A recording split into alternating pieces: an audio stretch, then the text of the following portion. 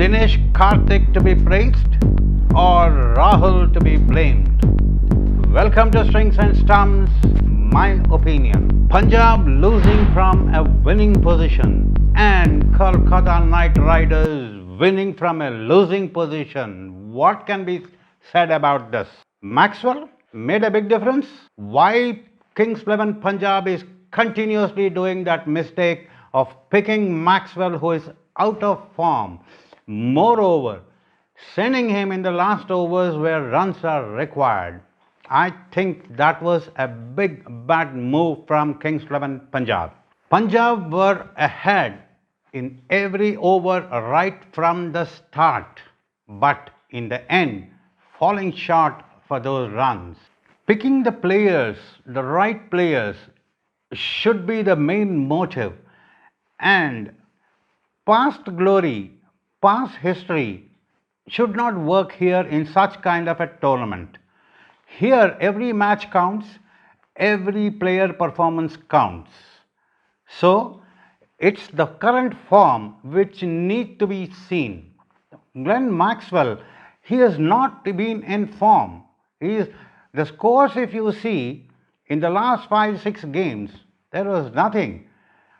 So what's the point in picking Maxwell? Yes, if you are looking at the current performances, you have picked, dropped Jordan. Why not Maxwell? 22 runs needed in 18 deliveries with 9 wickets in hand, and you lose the match. Luck? Performance? What shall we say about it? But credit should not be taken away from Kolkata Knight Riders. Dinesh Karthik, outstanding, leading from the front. He has batted perfectly, beautifully, and he has handled his bowlers pretty well.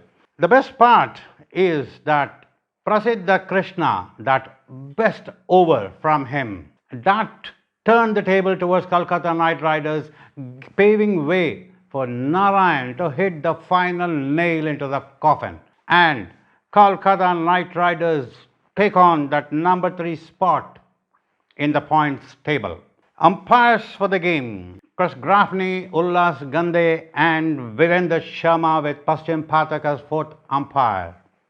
Umpiring has been spot on. Very good umpiring from Grafney, Ullas and Virendra Sharma at the TV. Law talk. Let us see, there are 2 occasions where for a wide ball, one ball where Grafney did not give a wide when the ball was pitching on the return crease, and similarly the other one Ullas Gande has given when the ball was pitching outside the return crease when the batsman was moving closer towards that. Now the law stands like this. Basically the white ball is seen when the striker is standing at his normal guard position and when the ball passes the popping crease. The popping crease is the one where the batsman normally stands. Now at that point, if it is wide from the striker's point, then it is declared a wide. But if the striker moves towards the ball, bringing the ball closer to him, then it is not declared as a wide. That is what happened with Chris Grafney. That is the reason why he did not call a wide. The guideline is given, wide guideline is just as a guide. Now the second ball, when Ullas Gande gave it a wide, the ball was pitching outside the return crease. So even if the striker moves towards the ball, but if the ball passes outside the return crease, it will still be called a wide. That is the stand of the law. So both the umpire calls on those 2 wides are perfectly taken. Today there was one reporting done for suspect action, bowling of Sunil Narine. This has happened in the past before a couple of times for him. He has come back with the renewed action, but again it has been reported today. The law stands like this. For a delivery to be fair, a ball must not be delivered with an illegal action. That is, where a bowler's elbow extension exceeds 15 degrees from the point at which the bowling arm reaches the horizontal point at which the ball is released. That's basically when the hand comes up to this point, from here, before it released, it should not exceed 15 degrees. Now, there could be a specific delivery, there could be a routine deliveries. Now, for the umpires, if they can see that, they can call a no ball on the field. And if 3 times a no ball is called during the innings, the bowler will not be allowed to bowl further. Otherwise, if the umpires are not able to call on field, maybe because it is not very clear, because 15 degrees is very difficult to measure. So they should report if they suspect the action. So that reporting can be done to the match referee. Now this reporting has to be done again by another set of umpires. Sunil Narine is eligible to play the next game. But again, if he is further reported in that game again, then he will not be allowed to participate further in bowling. He can play the game, but he cannot bowl until it is cleared by the BCCI Committee of Suspect Actions. Match number 25, Royal Challengers Bangalore taking on Chennai Super Kings.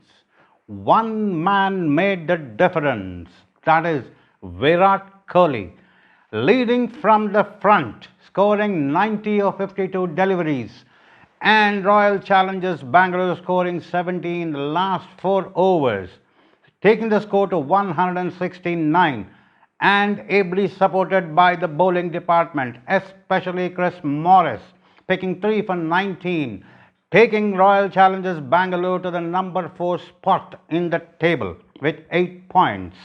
Chennai Super Kings, on the other hand, proving experience is not much of help in a T20 game. They did well in restricting Royal Challengers Bangalore to 169, but batting was a big failure. Umpires for the game, Paul Rafel, Anil Chaudhary and Dandekar, with Yashwant Berde as a 4th umpire.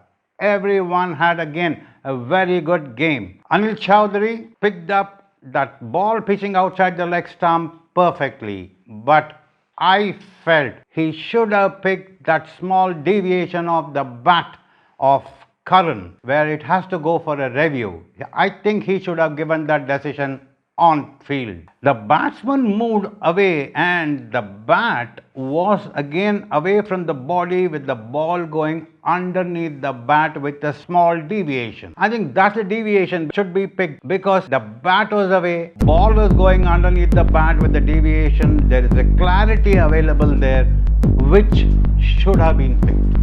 Match number 26, Sunrisers Hyderabad taking on Rajasthan Royals at Dubai. Sunrisers Hyderabad with 6 points and Rajasthan Royals with 4 points. Hyderabad raring to go with that win against Punjab. Team in high spirits will be looking forward for another win. Should look for some batting order change. They should bring in either Vora or Miller into the side. Rajasthan Royals, what can be said? Poor performances right from the top.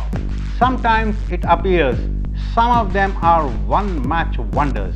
I hope they realize the importance of the platform and start performing with some credibility. Batting first should put on anywhere between 170 to 180 and restrict the opponent.